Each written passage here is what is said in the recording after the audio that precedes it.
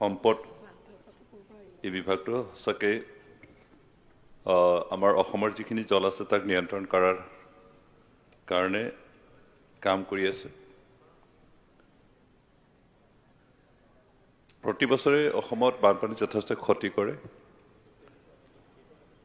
যেহেতু বিটিআৰ অঞ্চল অসমৰে এটা অংশ উত্তৰ অঞ্চলত আছে, বানপানীৰ পৰা আমিও আমাৰ এই অঞ্চলো হাত সাৰি যোৱা নাই।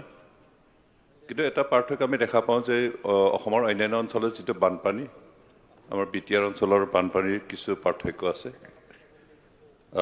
অসমৰ অন্যান্য ঠাইত বানপানী হ'লে প্ৰায় এসপ্তাহ এমাহ পৰ্যন্ত পানীত ডুবি থাকিব লগা হয় মানুহখিনি, ঘৰ বাৰী ডুবি থাকে। কিন্তু আমাৰ অঞ্চলত যিহেতু বাম অঞ্চল, সেইকাৰণে বানপানী হ'লেও বানপানীত আমাৰ প্ৰায় এঘণ্টা দুঘণ্টা মাত্ৰ পানী ডুব গৈ থাকিব লগা হয়, তাৰপিছত শুকাই যায়। কিন্তু আমাৰ আটাইতকৈ ক্ষতি কৰে যে নদ নদীবিলাক যিহেতু খৰস্ৰোতা, সেইকাৰণে প্ৰতি বছৰে গতি সলোৱাৰ ফলত আমাৰ খহনীয়া হয়, ঘৰ বাৰী খেতি বাতি খহাই নিয়াৰ নষ্ট হয়, তাৰ পৰা আমাৰ যথেষ্ট ক্ষতি হয়। আমাৰ বিটিআৰ অঞ্চলত মুঠ সংকোচ নদীৰ পৰা 5 নদীলৈকে প্ৰায় 22টামান সৰু ডাঙৰ নদী আছে। প্ৰতিটো নদীয়ে প্ৰতি বছৰে ক্ষতি কৰে। আমি ভাগ্যৱান বুলি মানিব লাগিব যে এই বছৰ অন্তত আমাৰ বিটিআৰ অঞ্চলত বানপানীৰ পৰা হোৱা ক্ষতি যথেষ্ট কম হৈছে। আমাৰ যোৱা 2022 চনত আটাইতকৈ বেছি ক্ষতি হৈছিল, এইবাৰ অলপ কম হৈছে। সৰু সুৰা বানপানী হৈছে, কিন্তু আমি যথেষ্ট ৰেহাই পাইছোঁ।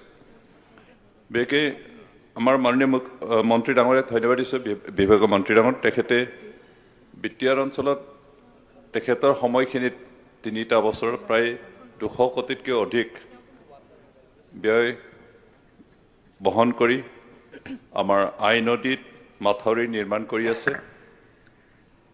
পাগলা নদীত 4 kilometre left and right bank মাথাউৰি ইতিমধ্যে নিৰ্মাণ শেষ হৈছে, আৰু 4 কিলোমিটাৰ বনাবৰ কাৰণে ফাণ্ড চেংচন হোৱা বুলি আমি গম পাইছোঁ। লগতে যোৱা 22 চনত ক্ষতি হোৱা মোৰ সমষ্টিৰ গলন্দৈ নদীৰ প্ৰায় 4 কিলোমিটাৰ মাথাউৰি নিৰ্মাণ ইতিমধ্যে শেষ হৈছে, আৰু লেফ্ট বেংকৰ গলন্দৈ নদীৰ লেফ্ট বেংকটোত প্ৰায় 4 কিলোমিটাৰ মাথাউৰি বনোৱাৰ উপৰি তাৰ ওপৰতে ৰাস্তা বনাইছে। লগতে আমাৰ এই বছৰ ননাই নদীত বিশেষকৈ গৰুৰাঝাৰ অঞ্চলত নতুনকৈ নিৰ্মাণ কৰা যি model school tea garden model school আছে, সেইটো খহনীয়াৰ জৰিয়তে নিয়াৰ এটা উপক্ৰম হৈছে। সেইখিনি বচাবৰ কাৰণে ইতিমধ্যে তেখেতে ব্যৱস্থা লৈছে, আৰু এই গোটেইখিনি ব্যৱস্থা লোৱাৰ কাৰণে তেখেতক মই ধন্যবাদ দিছোঁ। আমাৰ এতিয়াও যথেষ্ট কৰিবলগীয়া কাম আছে, কাৰণ 22টা নদীৰ প্ৰতিটো নদীয়ে প্ৰতি বছৰে খহনীয়া আৰম্ভ কৰে। আমাৰ কৰিবলগীয়া কামৰ ভিতৰত বিশেষকৈ বেঁকী নদীৰ লেফ্ট বেংক, বিশেষকৈ বৰপেটা ৰোডৰ পৰা আৰম্ভ কৰি মানাছলৈ যোৱা যিটো ৰাস্তা, সেইটো খহনীয়া হৈ আছে, সেইখিনি ৰোধ কৰিবৰ কাৰণে যাতে ব্যৱস্থা লয় আমাৰ মাননীয় মন্ত্ৰী মহোদয়ক অনুৰোধ কৰিছোঁ। কাৰণ সেইখিনি ৰাস্তা আজি 3-4 বছৰৰ আগতে খহাইছিলে, এতিয়া নিৰ্মাণ কৰি আছে, কিন্তু সম্পূৰ্ণ হোৱা নাই। ৰাস্তা বনালেও সেইখিনি যদি প্ৰটেকশ্যনৰ ব্যৱস্থা নকৰে, তেতিয়াহ'লে বনোৱাৰ একো অৰ্থ নাথাকিব, আৰু আমাৰ মানস চেংচুৱাৰীৰ পৰ্যটন অহা যোৱাৰ ক্ষেত্ৰত যথেষ্ট অসুবিধা হ'ব। সেইকাৰণে কথাখিনি যাতে মন কৰে, মোৰ অনুৰোধ থাকিল। তাৰোপৰি আমাৰ আই নদীত বহু দীঘল তেনেকৈ মাথাউৰি বনাব লাগিছে, বিশেষকৈ লেফ্ট বেংক আৰু ৰাইট বেংক দুই চাইডে প্ৰায় 10 কিলোমিটাৰ মাথাউৰি যদি বনায়, তেতিয়াহ'লে আমাৰ গাঁও অঞ্চল বাচি থাকিব। আৰু সেইখিনি যদি ব্যৱস্থা কৰা নাযায়, তেতিয়াহ'লে আমাৰ দুয়োপাৰা গাঁও যথেষ্ট ক্ষতি হ'ব। তাৰোপৰি মই আকৌ অনুৰোধ কৰিব বিচাৰিছোঁ, আমাৰ সংকোচ নদী যিটো লেফ্ট বেংক যিটো আছাম পাৰ্ট, সেইখিনি ভূটান বৰ্ডাৰ অঞ্চলৰ পৰা আৰম্ভ কৰি আমাৰ ৱেষ্ট বেংগলত কানেক্টেড যি ব্ৰিজ তালৈকে যদি আমি লেফ্ট বেংকটো বাথৰি বনাব নোৱাৰিলে অন্তত প্ৰটেকশ্যনৰ যদি ব্যৱস্থা কৰা নাযায় তেতিয়াহ'লে আমাৰ গাঁও অঞ্চল যথেষ্ট ক্ষতি হৈ আছে আৰু সেইখিনি ব্যৱস্থা যাতে আমাৰ বৰ্তমান বিভাগৰ মন্ত্ৰীৰ ওচৰত অনুৰোধ কৰিছে যে এই ব্যৱস্থাখিনি যাতে লয়। ইয়াৰ উপৰি আমাৰ তামোলপুৰ অঞ্চলত মটংগা নদী যথেষ্ট ক্ষতি কৰি আছে। তাৰ ওপৰত মটংগা নদী আৰু শুক্লাই নদী, আমাৰ শুক্লাই নদীৰ ইউটি ৰোডৰ ব্ৰিজৰ পৰা ডাউন ষ্ট্ৰীমখিনি যথেষ্ট ক্ষতি হৈ আছে। সেইখিনি ব্যৱস্থা প্ৰটেকশ্যনৰ ব্যৱস্থা কৰিব লাগে।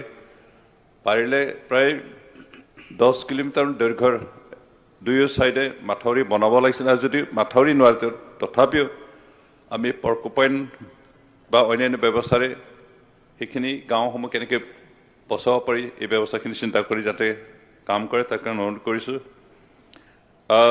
ননাই নদীত ইউটি ৰোডৰ ব্ৰিজৰ পৰা তলৰ প্ৰায় 10 কিলোমিটাৰ দৈৰ্ঘ্যৰ দুয়ো bank left and right bank protection ব্যৱস্থা কৰিব লাগে, কাৰণ যোৱা সময়খিনিত আমাৰ প্ৰায় চিপাঝাৰ সমষ্টিলৈকে এই গাঁৱে যথেষ্ট ক্ষতি কৰে।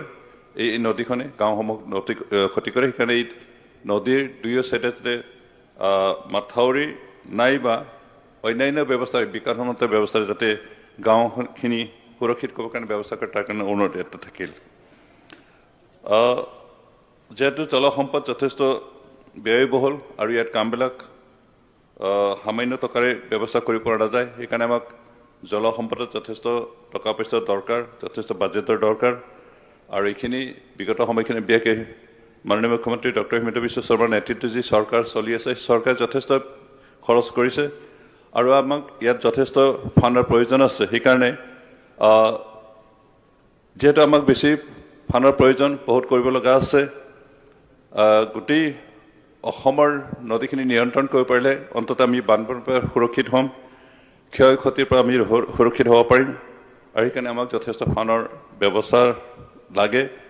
আৰু সেইকাৰণে আজি বিৰোধী দলে যি কৰ্তন প্ৰস্তাৱ আনিছে তাক বিৰোধিতা কৰিছোঁ আৰু আমাক যথেষ্ট ফাণ্ড লাগে। সেইকাৰণে অতিৰিক্ত মঞ্জুৰি বিচৰা আমাৰ মন্ত্ৰী মহোদয়ে যিটো অতিৰিক্ত মঞ্জুৰি বিচাৰিছে তাক মই সমৰ্থন কৰিছোঁ আৰু বিৰোধীয়ে যিটো কৰ্তন প্ৰস্তাৱ আছে তাৰ বিৰুদ্ধে মই মোৰ প্ৰস্তাৱ ৰাখি মোৰ বক্তব্য সামৰিছোঁ। ধন্যবাদ।